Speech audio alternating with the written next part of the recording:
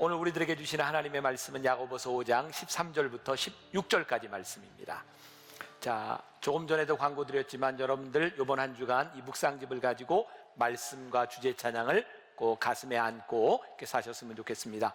야고보서 5장 13절부터 16절 우리 같이 한 목소리로 봉독하겠습니다. 너희 중에 고난당하는 자가 있느냐? 그는 기도할 것이요 즐거워하는 자가 있느냐? 그는 찬송할지니라.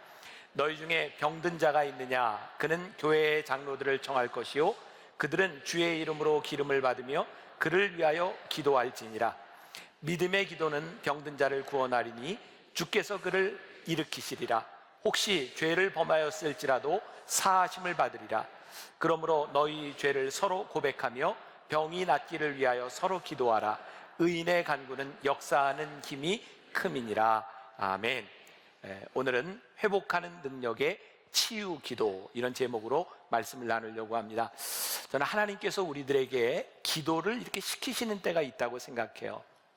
저는 우연이 아니라고 생각합니다. 오늘 우리 서상국 집사님이 논산훈련소의 소장으로 있는 것, 또 제 눈에 저기 보니까 우리 특전사령관, 우리 장경덕 장군도 여기 계시는데 특전사령관, 또 요번 저희 교회 장로님이 국정원 제1차장이 되셨어요. 저는 이 일들이 전 결코 우연이 아니라고 생각합니다. 하나님께서 이 시대에 우리 교회에 주시는 사명이라고 생각합니다. 이번 변화산 새벽기도회는 우리들 각자를 위해서도 기도하지만 나라와 민족을 위하여 기도하고 우리들이 응답을 받는 그런 기회가 되어야 될 줄 믿습니다. 사람들은 공부하는 걸 참 싫어해요. 배우는 거 싫어합니다. 그런데 제가 이번 변화산에는 여러분들의 기도에 대해서는 가르치려고 합니다. 제가 얼마 전에 읽었던 김정은 교수의 에디톨로지라고 하는 책에 보면 그 요즘 어린아이들 그 게임 중독에 이렇게 걸려 있는데 아이들 게임을 중단하게 만드는 제일 쉬운 방법이 있답니다. 게임을 학교에서 가르치면 애들 안 한답니다. 이 배우는 거 사실리 스쿨이라고 하는 말은 그리스어의 스콜레라고 하는 말에서 나왔어요. 우리 교양을 쌓는다, 여가를 쌓는다, 좋은 의미입니다. 근데 왜 우리는 이렇게 배우는 걸 싫어할까? 저는 이번 변화산을 통해 7가지 기도에 대한 말씀을 나누게 될 텐데 우리들의 기도와 신앙의 생활을 좀 풍성하게 할 수 있는 계기가 되리라고 생각해요. 그래서 제가 이번 변화산은 기도의 매뉴얼을 우리들이 한번 배울 수 있는 기회가 되지 않을까. 오늘 말씀은 그 첫 번째 매뉴얼에 해당되는 부분이기도 합니다. 뭐라고 말씀하고 있냐면 고난당하는 자가 있느냐? 기도하라. 고난은 2가지 종류가 있습니다. 하나는 우리가 잘못해서 죄를 지음으로 인하여 당하는 고난입니다. 여러분들 가운데 어디에 속해 있는지 모르겠어요. 또 하나는 우리들이 선을 행하다 당하는 고난입니다. 그래서 베드로전서 2장 20절 말씀에 보면 같이 봉독해 볼까요? 죄가 있어 매를 맞고 참으면 무슨 칭찬이 있으리요?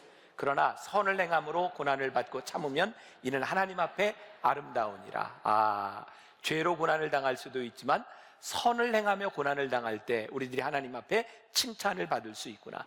2가지 종류의 고난이 있는데 답은 똑같습니다. 어떤 경우든 기도하라는 거예요.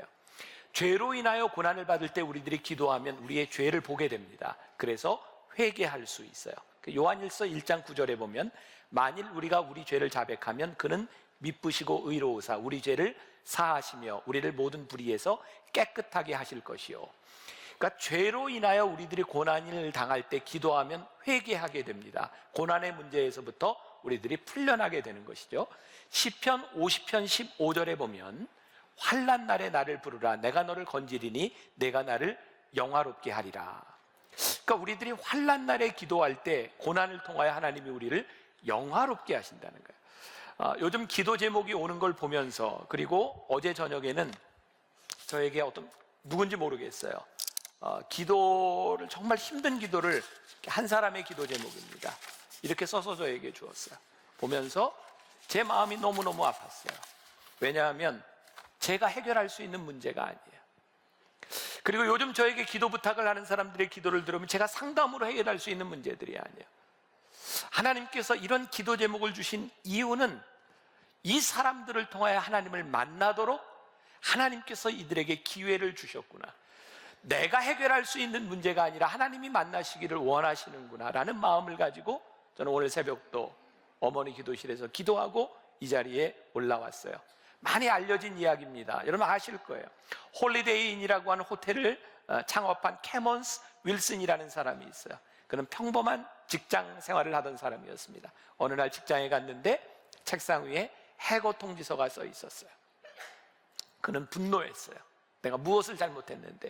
분노는 복수심으로 변해갔습니다.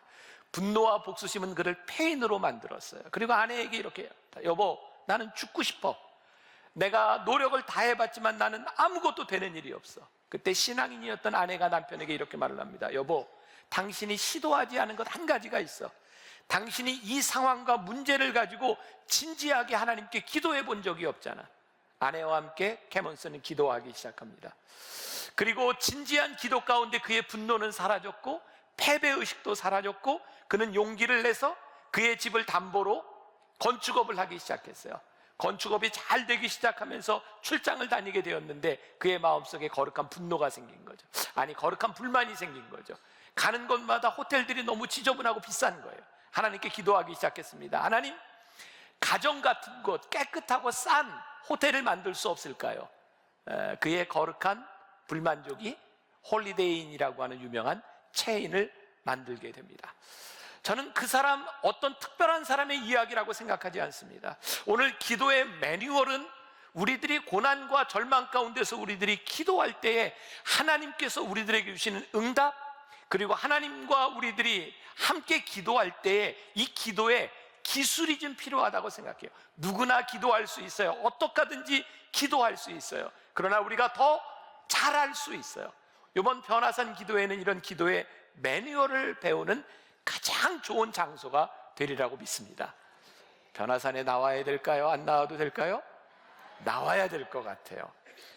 오늘 또 본문 말씀 13절은 이렇게 얘기합니다. 너희 중에 고난당하는 자가 있느냐? 그는 기도할 것이요 즐거워하는 자가 있느냐? 그는 찬송할지니라. 우리들이 고난당할 때 기도하는 것, 그것도 참 중요한데 우리들이 즐거운 날 하나님 앞에 찬송하는 것은 또 하나의 감사의 기도예요. 저는 찬양과 감사는 연관이 돼 있다고 생각해요. 여러분들이 생각할 때 좀 유치하다고 생각할지 몰라요. 아니, 인생에 무슨 좋은 일이 생길 때 제 문자를 받은 분이 우리 교인들 중에 많을 겁니다. 어떤 분들이 받냐면 감사원금에 이런 걸 쓰신 분들이 있어요. 합격해서 감사하고 직장 승진도 감사하고 이런 그런 감사의 내용들이 있을 때 제가 축하합니다 문자를 보내요. 그래서 저는 그분들이 헌금을 했다 이런 것이 중요한 것이 아니라 그분들의 인생 가운데서 즐거운 일이 있을 때 하나님을 생각했다, 이게 너무 귀한 거예요. 내 삶에 하나님이 역사하심을 고백할 수 있는 것, 그 찬양할 수 있는 것이 우리들이 누릴 수 있는 얼마나 큰 축복인지 몰라요. 이것은 유치한 것이 아닙니다. 하나님 앞에 우리의 삶을 고백하는 일이기 때문이죠. 사도행전 16장 25절부터 26절에 유명한 사건이 하나 나오고 있어요. 같이 봉독해 볼까요? 한밤중에 바울과 실라가 기도하고 하나님을 찬송하며 죄수들이 듣더라. 이에 갑자기 큰 지진이 나서 옥토가 움직이고 문이 곧 다 열리며 모든 사람의 매인 것이 다 벗어진지라. 바울과 실라가 기도하고 찬송을 하는데 죄수들이 들었을 뿐만 아니라 갑자기 큰 지진이 일어나며 옥토가 흔들리고 그들을 메었던 것이 벗어졌어요. 저는 그런 믿음의 환상을 봅니다. 하나님, 우리 성도들이 이번 변화산 기도에 와서 기도할 때에 고난 가운데 기도하고 즐거움 가운데 찬송할 때에 우리를 메고 있었던, 우리를 억누르고 있었던 억압들이 풀어지게 하여 주옵소서. 고난이 떠나가게 하여 주옵소서. 흑암의 권세가 물러가게 하여 주옵소서. 고난의 시간, 병든 자, 소망이 없는 자들에게는 이것이 절망으로 보일지 모르지만 소망을 가지고 있는 우리들에게는 이것이 끝이 아닌 거예요. 왜? 이 절망 가운데서, 고난 가운데서 기도하고 찬송할 수 있기 때문이죠. 전 지금도 기억에 남는 게 글래디에이터라고 하는 영화예요. 검투사 나오는 영화잖아요. 검투사들이 싸워요. 황제가 보는 데서 싸웁니다. 이기고 나면 황제의 손가락을 쳐다봐요. 딱 내리면 죽이는 겁니다. 들고 있으면 살릴 수 있어요. 사람들은 황제의 손가락 내려가는 걸 무서워합니다. 그런데 그 당시에 크리스찬들, 검투사로 죽어갔던 그 싸움장에서 죽어갔던 크리스찬들은 황제가 손을 내려도 두려워하지 않았어요. 놀라운 것은 황제가 손을 내려도 두려워하지 않는 크리스찬들을 바라보며 그것을 바라보는 사람들이 두려워하기 시작했어요. 왜일까요? 죽음이 끝이 아니라고 하는 것, 그것이 그들에게 위협이 될 수 없었어요. 사랑하는 여러분, 우리들에게 고난과 절망이 끝이 아니라고 생각할 때 우리는 그 가운데서 소망을 보는 사람들이에요. 기도는, 변화사는 우리들의 관점이 아니라 하나님의 관점에서 우리들이 새롭게 소망을 볼 수 있는 일들이에요. 적절한 예가 될 것 같아요. 우리 아이들이 어렸을 때 초등학교가 1, 2학년 무렵이에요. 아마 저와 같이 자녀를 키워본 분들은 알 거예요. 아이들이 좋아하던 디지몽이라는 거 있었어요.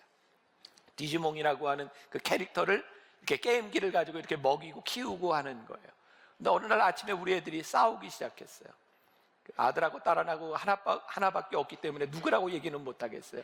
어떤 놈이 어떤 놈의 건전지를 빼다가 자기께 죽은 거를 자기 거에다 낀 거예요. 그랬더니 빠진 디지몽이 죽었어요. 둘이 싸우는 거예요. 아빠가 보니까 너무너무 한심한 거예요. 이게 싸울 일이 아니에요. 왜? 건전지 사다 끼면 될 일을 가지고 그거 가지고 디지몽이 죽었다고 싸우는 거예요. 여러분, 우리의 인생의 절망 가운데서 마치 그런 모습이 아닐까?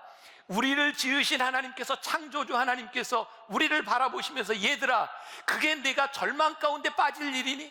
그가 네가 그래 싸울 일이니? 왜? 하나님께서 우리와 함께 하시고 우리를 고쳐주실 텐데, 치유의 하나님을 믿으며 우리들이 변화산에 올라갈진데, 그 절망이 끝이 아닐진데 우리들의 모습을 바라보며 얘들아, 너희들이 그렇게 할 일이니? 라고 생각하지 않으실까? 어떤 목사님이 이런 글을 썼어요. 어떤 청년이 상담을 하러 왔대요. 목사님, 저 더 이상 살 의욕이 없어요. 이번에 사업을 실패하면서 전 재산을 날려버렸어요. 친구들도 떠나가고 가족들도 저를 다 외면했어요. 저 죽고 싶어요. 그때 목사님이 이 청년에게 이렇게 말을 했대요. 형제요, 당신은 다 잃어버린 것이 아닙니다. 하나님 앞에 죄사함 받은 걸 잃어버리셨나요? 영생을 잃어버리셨나요? 아닙니다. 단지 의욕을 잃어버렸을 뿐입니다. 당신에게 믿음이 있고 신앙이 있다면 죽는 것이 아니라 하나님 앞에 살아보십시오. 오늘 우리들이 하나님 앞에 잃은 것이 실패가 아니라 하나님 앞에 우리들이 기도할 수 있는 것이 소망이 될 수 있다는 것, 내가 보기에 내 삶의 실패한 관점이 나를 소생시키시는 하나님의 관점으로 변화될 수 있는 것, 우리들이 질병의 문제를 놓고 모든 소망을 잃어버리고 있는 것이 아니라 하나님 앞에 질병의 문제를 가지고 치유의 하나님을 바라볼 수 있는 것, 그것이 기도의 산에 오르는 것이죠. 오늘 주보에 여러분들에게 두 가지 문제를 드렸어요. 기도할 것이냐, 약을 쓸 것이냐. 요즘 의학이 발달하면서 우리들이 기도할 내용들이 점점 줄어가는 것 같아요. 웬만한 약 먹고 수술을 받으면 병이 나아요. 이거 잘못된 것 아닙니다. 여러분들이 치료받고 병원에 가는 것 하나도 잘못된 것이 아닙니다. 그런데요, 우리의 질병의 문제는 병원과 약으로 고칠 수 있는 것도 있지만 우리들의 죄의 문제도 있다는 거예요. 우리들이 기도하다가 하나님과 우리들 사이에 맡겼던 죄의 담이 허물어지면 우리의 삶이, 우리의 질병이 치유함을 받아요. 우리들이 기도하며 생명을 살리시는 하나님의 역사가 우리들 가운데 임하면 우리들의 죽었던 세포들도 살아나고 하나님의 능력이 우리들 가운데 회복될 수 있는 거예요. 그래서 우리들이 기도하다가 하나님의 은혜가 임하면 우리의 병이 나을 수 있는 거예요. 여러분들 약 먹는 것, 여러분들이 치료받는 것 얼마나 큰 축복이에요. 하나님이 귀한 약들을 주셨어요. 여러분들이 그것으로 하나님을 시험하지 마세요. 페니실린 하나 먹고 두통제 하나 먹고 나을 수 있는 것 먹으세요. 나을 수 있는 것 축복이에요. 전 지금도 참 정말 설명할 수 없는 게, 제가 전도사 시절에 영월에서 목회할 때 한참 이렇게 차를 타고 수라리고개라고 하는 걸 넘어가야 제가 있는 교회가 나와요. 제 아내가 그때 아이를 가지고 입덧을 굉장히 심하게 할 때였는데, 아무튼 수라리고개만 넘어가면 계속 다 토해요. 근데 동네 사람들이 제 아내를 보면 입덧막이 들었다는 거예요. 그리고 그 동네에서는 머리만 아프면 두통마귀가 또 들어가요. 저는 너무너무 신기했어요. 두통마귀가 어떻게 아스피린 하나에 물러갈까? 입덧마귀는 애를 낳고 났더니 물러가. 아니에요. 우리들의 삶에는 질병의 문제, 악한 영적인 문제도 있지만 우리들이 약을 먹고 치료를 받는 것 너무너무 중요한 일이에요. 그러니까 여러분들이 병원에 갈 때, 의사를 만날 때 기도하셔야 돼요. 하나님, 좋은 병원, 좋은 의사를 만나게 해주세요. 벤자민 프랭클린이 이런 얘기를 했어요. 지금 제 눈에도 의사들이 여러 보이는데 미안해요. 치료는 하나님이 하시고 치료비는 의사가 번다. 여러분, 아무리 의사가 열심히 한다 할지라도 이 세상을 만드신 하나님께서 역사하시지 않으면 우리들이 할 수 있는 일이 무엇일까요? 전 지금도 수년 전에 병원을 개업하며, 대학병원에 나와 개업하며 저에게 기도 편지를 보냈던 한 분을 기억해요. 그분이 이런 제목이었어요. 목사님, 제가 병원을 개업하는데 저는 이 병원이 교회 같은 병원이 되었으면 좋겠습니다. 단순히 사람을 고치는 것이 아니라 영육을 강건케 하는 병원이 되었으면 좋겠습니다. 전 너무너무 귀하다고 생각해요. 이번 여러분들이 변화산에 올라 여러분들이 치료를 받으며 여러분들이 기도하며 좋은 사람들을 만나며 치료의 역사들이 여러분들 가운데 일어나야 되는 거예요. 그래서 여러분들이 기도하는 것과 세상 의학은 반대되는 것이 아니에요. 하나님의 축복으로 우리들이 함께 가는 것이죠. 더 중요한 것은 치료의 과정이 우리들에게 참 중요하다는 거예요. 물론 제가 뚜레스디아스를 하면서 정말 기도하면서 한순간에 낫는 교인들도 있어요. 그러니까 하나님이 역사하시는 거죠. 그런데 그런 교인들이 있는 것뿐만 아니라 기도하면서 점진적인 치료의 시간들을 지나가는 사람들이 있어요. 여러분, 이 치료의 시간을 갖는다고 하는 것이 우리들의 신앙에 얼마나 중요한 일인지 몰라요. 어제 신문에 그 조선일보에 호스피스 사역을 하는 원주희 목사님에 대한 기사가 났더라고요. 그분이 이런 말을 했어요. 요즘 한국 교회의 가장 큰 문제는 교회에서 웰빙만 가르친다는 거예요. 잘 사는 법만 가르친다는 거예요. 기도하고 신앙생활하면 이렇게 산다고 가르친다는 거예요. 그런데 더 중요한 것은 well dying, 잘 죽는 것을 가르쳐야 된다는 거예요. 이 중에 이 땅 위에서 영원히 살 사람이 아무도 없어요. 살다가 전부 죽어야 합니다. 그러면 잘 죽는 것을 가르쳐야 한다는 거예요. 여러분, 우리가 치료의 과정을 배우며 하나님과 동행하는 시간을 가진다는 게 얼마나 소중한 일일까요? 여러분들이 아프지 않다면, 절망이 없다면 하나님과 그렇게 친밀해질 수 있을까요? 우리들이 질병의 과정을 통해서 하나님과 동행합니다. 정말 중요한 것은 기도하며 병이 낫는 것보다 이 질병 가운데 기도하는 과정을 통하여 내 삶이 고쳐지는 거예요. 내 잘못된 삶의 습관들이 고쳐지고, 절제하지 못했던 내 삶이 교정되고, 자제하지 못했던 내 식습관들이 고쳐지는 거예요. 그래서 이 질병을 치유하는 과정을 통하여 질병만 낫는 것이 아니라 내 삶이 고쳐지는 것, 이 과정이 우리들에게 너무너무 소중한 거죠. 만일 이 과정을 거치지 않고 우리들이 병에서만 낫는다면 그것이 우리들에게 무슨 의미가 있을까? 오늘 제가 제 이야기로 잠깐 말씀을 마무리하려고 해요. 오래된 교인들은 알죠. 제가 병 때문에 많이 힘들었던 거. 저는 공황장애, 우울증, 또 수면장애, 정말 제가 너무너무 힘들었던 몇 년들의 시간을 보냈어요. 그 약으로 빨리 고쳐지는 것도 아니고 쉽게 낫지도 않는, 남들이 이렇게 알아주지도 못하는 병을 가지고 지난다는 게 저에게 너무너무 힘들었어요. 저는 2년 반 동안 이 앞자리에 설교하러 나오면서 이 시간에 나올 때마다 하나님, 이 설교하는 시간에 저 공황장애 오면 안 돼요. 그게 저에게 얼마나 두려웠던 일인지 몰라요. 그래서 기도원을 찾기 시작했어요. 한 달에 2박 3일씩 기도원에 가서 기도하기 시작했어요. 그리고 제가 깨달은 것이 있어요. 늘 이야기해도 나에게 와닿지 않았던 공황장애, 우울증, 그것 때문에 죽는 병 아니에요. 그런데 죽을 것 같아요. 그때부터 하나님께 기도하기 시작했어요. 하나님, 제가 죽을 것 같은데, 제가 이렇게 죽지는 않는데 하나님 저에게 사명 주셨죠. 저 사명 다 할 때까지, 하나님 저 쓰실 때까지 쓰시면 됩니다. 그리고 기도하기 시작했어요. 그리고 내 생명이 하나님께 달려있다고 하는 건, 내 손에 달려있지 않다고 하는 것을 고백하면서 치료를 잘 받기 시작했어요. 의사 선생님 말도 잘 듣고, 먹으라는 약도 잘 먹고, 문제가 제가 너무 과로하고 제 식습관이 잘못됐다고 하는 것도 깨달았어요. 제가 16kg를 뺐어요. 운동하고 체질을 바꿔야 되겠노라고. 요즘도 제가 하루에 일주일에 4일 정도 좀 8km씩 빠른 걸음으로 걸어요. 최선을 다해서 제가 제 삶의 습관을 바꿔가고 있어요. 왜? 하나님, 제가 언제 죽을지 모르지만 살아있는 동안 저 건강하게 목회하고 싶어요. 제가 최선을 다해서 제 삶을 제가 잘 살아가고 싶어요. 제 마음대로 되는 것 아니에요. 하나님께 달려있는 것임을 제가 믿어요. 그러나 제가 기도하며 하나님 앞에 내 삶의 패턴을 바꾸고 내가 기도하며 내 삶을 교정시켜 나가는 것이 없다면 하나님께서 나를 어떻게 쓰시겠어요? 저는 이번 변화산 하나님께서 여러분들의 삶의 치료의 광선을 발하여 주실 것을 믿습니다.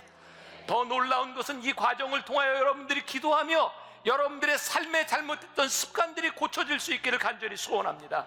하나님이 쓰실 수 있는 사람들로 변화될 수 있기를 주님의 이름으로 간절히 축원합니다. 오늘 여러분들에게 이 결단이 있는 변화산, 그렇게 일주일을 승리할 수 있는 여러분들이 되시기를 주님의 이름으로 간절히 축원합니다.